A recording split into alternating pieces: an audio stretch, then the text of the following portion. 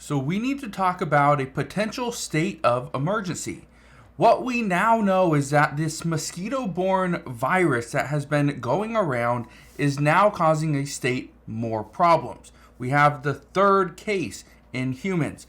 That, according to experts, is very troublesome.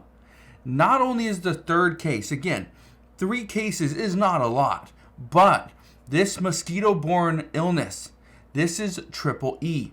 This has a 30% mortality rate. Because of that fact alone, having 3 means one person is losing their life, which is happening.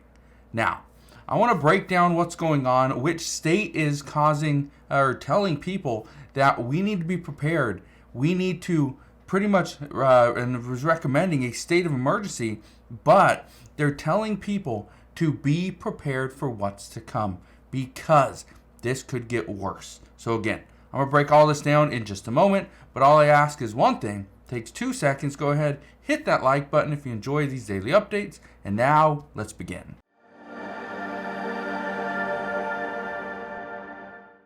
So let's get right down to it. Look at this right here. It says Maine Health Panel recommends state of emergency as triple E spreads throughout New England. Okay, that was just from 2 days ago. But the reason why I'm bringing this to your attention is because this is turning into a bigger issue than many people were anticipating. Keep in mind that counties in Massachusetts have a lockdown. And again, this is a temporary lockdown. It's only for the evening. But as of 6 p.m., you're supposed to stay inside. There's a voluntary curfew. But there's patrol cars that go up and down the streets to ensure that people are off the streets and staying inside. But look at this.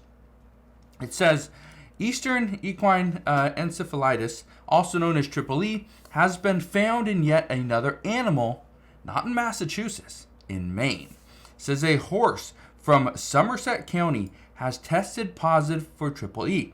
This is the 3rd domestic animal this year in Maine to test positive for the virus, which spreads from infected mosquito bites. It says when you see activities in horses, a reminder for humans that something is going on, and humans should also be taking precaution.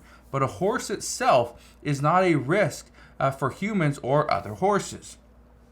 Keep this in mind, okay? That if a mosquito bites a horse, you can still ride the horse and you will not be infected. But the big question is, what if the horse bites another horse? Would that other horse become infected? Or what if a horse bites a human? Would that human become infected? I don't think so. There hasn't been a lot of studies on this, but again, it's a possibility. Now, why is this such a big deal? Simple. The horse, again, if the horse has the virus, has triple E, all it takes is a mosquito to fly around, bite that horse, and then go and bite a human. Okay? Go and transfer it from the horse to the human. That is how it gets transferred. Now, according to reports, a horse can live a little bit longer with triple E.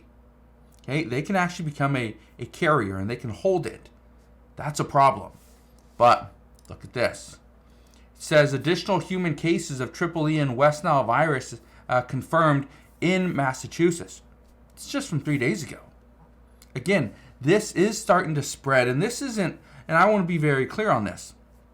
This isn't something that's spreading around the United States and is just going viral. No. This is something that's taking some time. This is something that it's going to be slow, but again, with the 30% mortality rate, it doesn't take a lot of cases to see additional deaths. Look at this right here. It says risk levels raised. Okay. It says risk level for triple E has been raised to high in Acton, Eyre, Boxborough, Carlisle, and Littleton in Middlesex County, and Harvard in Worcester County. Risk levels for triple E have been raised to moderate in Bedford, Billerica, Chelmsford, Concord, Framington, Groton, Lincoln, Shirley, Stowe, Tingsboro, Wayland, and Westford in Middlesex County, and Berlin, Bolton, Clinton, and Lancaster in Worcester County. Risk levels for West Nile virus have been raised to high in Stoneham and Wakefield in Middlesex County as well. Okay, so again, they are raising the risk level. This is for Triple E and West Nile. Again, both mosquito-borne viruses or illnesses. Yeah, that's a problem. Now I want to read you this. Okay, I thought this was interesting. It's an interesting read from The Economist. Look at this right here. It says, America's endless summers are good for mosquitoes, too. Outbreaks of Triple E and West Nile virus have health officials on the alert. Now, what we've seen recently, again, when the summer continues on, right, we don't see the weather change rapidly. And we still see some days where it's hot. There's a problem. We could see mosquitoes drag on. That's what experts are telling us, that this is why health officials are on high alert. Okay? Again, a 30% mortality rate if you do become infected with Triple E. Now, I want to read you this one as well. It says, are mosquito-borne viruses becoming more common and severe? Well, let's talk about that. Okay, I want to read this paragraph to you really quick. It says, fortunately, not all types of mosquito-borne illnesses are endemic in the United States, but that may be changing over time. Climate change, human activity, development of natural habitats, and changes in the geographic distribution of animals has led to an increase in mosquito and tick-borne infections over the past decade. Currently, the most common mosquito-borne infection in the U.S. is West Nile virus, although cases of Triple E, dengue, St. Louis encephalitis virus, Jamestown Canyon virus, and malaria have also resulted from local transmission. Typically, states in the Northeast and upper Midwest experience higher rates of mosquito-borne infections, but malaria and dengue have been detected in Texas and Florida, and West Nile virus can occur nationwide. Okay, so this is the reason why experts say that certain states should, and again, they should go forward with a state of emergency so that the American people know and that their residents know that this is nothing to mess around with, that we need to be cautious, we need to be careful, and that certain governors want the power to be able to pretty much shut states down when they see an increase in cases.